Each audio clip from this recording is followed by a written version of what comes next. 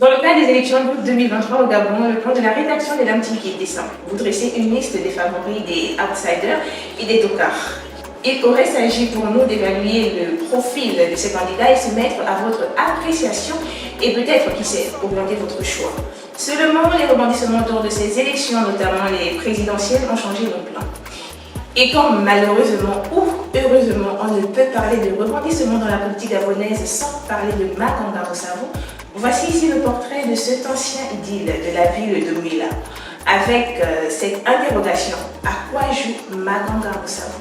Nelly à la présentation, Alénique à la réalisation, le fils d'Ernest à la rédaction, et l'Amito, c'est Thompson Beat.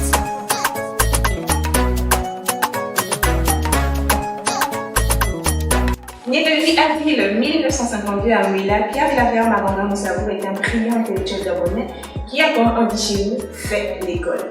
En tout cas, pour ça, il a vraiment fait l'école. Après l'obtention de son baccalauréat série B, il s'envole pour Rennes en France, après une année sabbatique à l'Université du Gabon.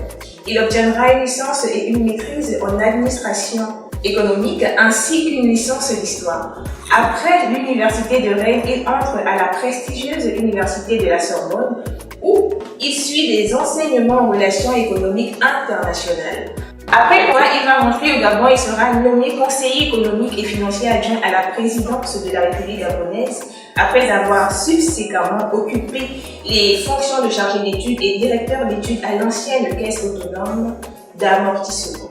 Si son parcours scolaire et sa carrière professionnelle, on l'aime ou pas, force le respect, sa carrière politique limite est le reflet de tout ce qu'il ne faut pas faire en politique. Dès l'instauration du multipartisme au Gabon, il crée son parti PSD, le Parti social-démocrate. Ses ambitions sont grandes. À seulement 41 ans, il rêve de détrôner Omar Bongo au cours des élections de 1993, les premières du genre depuis 1967. Il obtient 3,6% des suffrages. Omar Bongo est donné vainqueur avec 51%. Des manifestations éclatent. Réprimées dans le sang, les centrales syndicales se mettent en grève pour soutenir l'opposition. De violentes émeutes ont lieu, en particulier à Libreville, Bangui et Riel. Différents leaders d'opposition se rassemblent sous la dénomination Haut Comité de la Résistance, dont Pierre Claver Makanga Moussavou.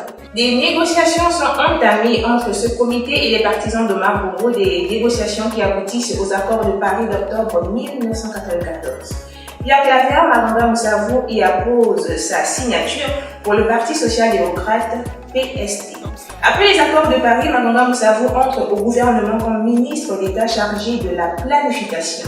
Dès cet instant, il se salit politiquement et montre aux yeux du monde son incapacité à être cohérent parce que comment comprendre qu'après avoir fait de l'opposition radicale pour chasser Omar Bongo, après tous ces morts, l'homme de Mouila décide d'entrer dans un gouvernement qu'il prétendait combattre. Ah bon? Mais vous me l'apprenez? Il le quittera plus tard, mais bof, pour combien de temps?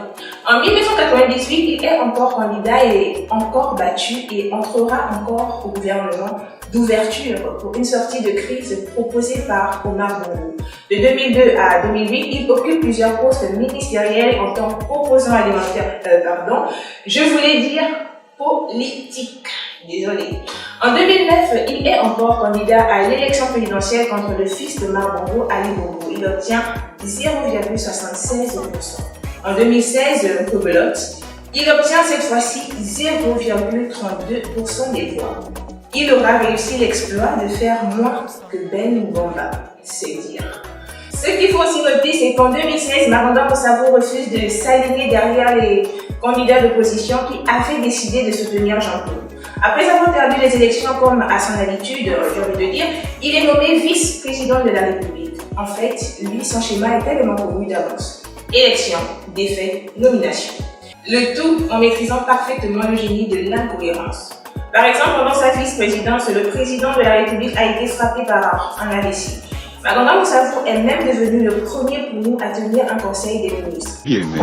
Des gens dans la rue. Dans une période où les Gabonais doutaient de la capacité du président à diriger, Makanga Moussavou a crié aux yeux de tous qu'il allait bien et qu'il avait eu lui-même la possibilité de rencontrer le président pendant sa convalescence au Maroc.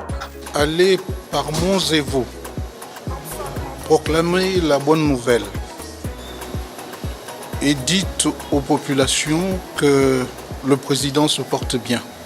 Nous l'avons vu, nous l'avons touché et les images parlent d'elles-mêmes. Le 21 mai 2019, il est viré de la vice-présidence suite au Evasimo Gate. Après ça, il s'est souvenu à quel point il était opposant et a remis en cause la capacité du président à diriger le pays vu son état de santé.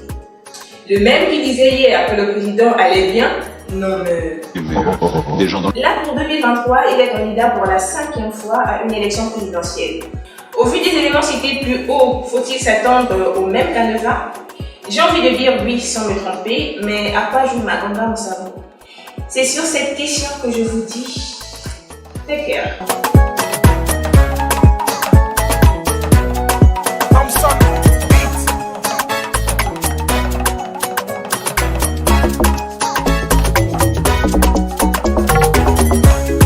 Thompson on the track.